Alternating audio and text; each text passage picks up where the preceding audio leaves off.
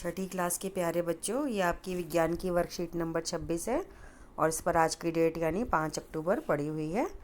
तो पौधों के बारे में हम काफ़ी चीज़ें जानते हैं। पौधों को विज्ञान की भाषा में पादप भी कहते हैं। तो हमने पहले पढ़ा था पौधे हरे होते हैं क्योंकि उनके अंदर क्लोरोफिल होता है और वो भोजन बनाते हैं अपना। तो वैसे तो सभी बच्चों ने सारे पौधे देखे हुए हैं। पौधों में फूल खिलते हैं, डंडियाँ होती हैं, शाखा टहनियाँ होती हैं, तना होता है मोटा सा, फल भी लगते हैं, फूल भी लगते हैं। लेकिन आज हम विज्ञान की भाषा में इसको जानेंगे।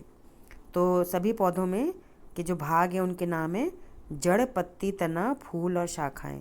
जिसको हम टहनी कह देते हैं ना, उसको शाखा कहते हैं। अब आपने एक ये चित्र बनाना है और चित्र में लिखना है ये किसका नाम है। तो देखो कहाँ से मिल रहा है, फूल से मिल रहा है, कली से मिल रहा है। देखो ये पत्ती दिखा रहा है, ये फल दिखा रहा है, ये डंडी दिखा रहा है। देखो तो ऐसे ही इसकी जड़ का नाम है।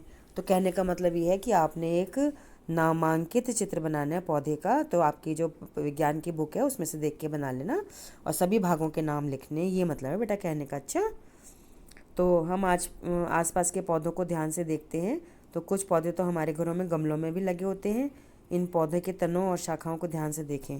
बेटा तना वो होता है जो ज़मीन से निकलता है। जब हम बीज बोते हैं तो एक डंडी निकलती है ना, उस पर 2 पत्तियाँ आती हैं, जड़ बनती है, वही बड़ा होकर तना बनता है। फिर जब ऊपर से उसकी अलग अलग और डंडियाँ निकलने लगती हैं तो उसको शाखा कहते हैं।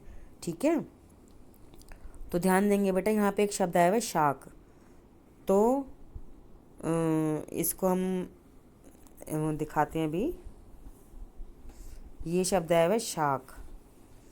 तो जिन पौधों का आकार छोटा है, उनके तने हरे हैं, कोमल हैं, जैसे धनिया, टमाटर, पुदीना और मेथी, पालक, है ना, चौलाई, सोया, इन सबको हम शाक कहते हैं। ठीक है बेटा। और झाड़ी होती है, झाड़ी किसको कहते हैं? कुछ पौधों के तने कठोर होते हैं लेकिन मोटे नहीं होते हैं।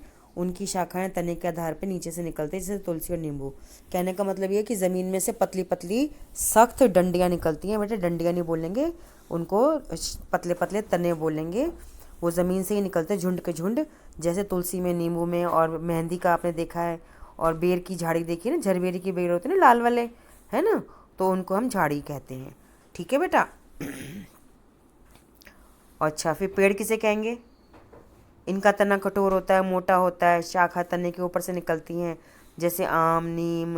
और आम का नीम का हो गया, अखरोट का हो गया, चीकू का हो गया, संतरे का हो गया। ये सब क्या हैं? पेड़ बोलते हैं बेटा इनको।